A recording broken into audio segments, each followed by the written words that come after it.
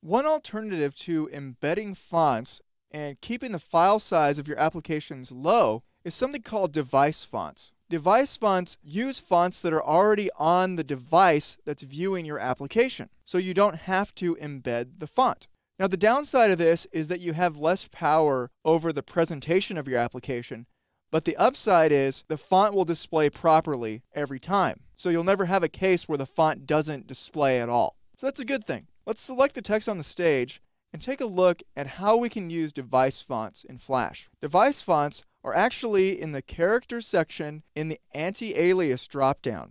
So if I click that drop-down menu, I can choose Use Device Fonts. Now, if I use device fonts, the best thing to do to preserve the design from my application, whether it's viewed on any other machine, is to use the special fonts that are at the very top of the character menu. So I'm going to click the character drop-down and scroll to the very top, and you'll see three fonts that start with an underscore. There's underscore sans, underscore serif, and underscore typewriter.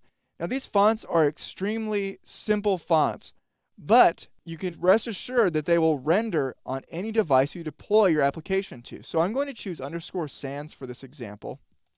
And that gives me a sans serif font. And maybe that's not the best way to preserve the appearance of my application. So I'm actually going to choose underscore serif instead. Now that's pretty close to what I originally created.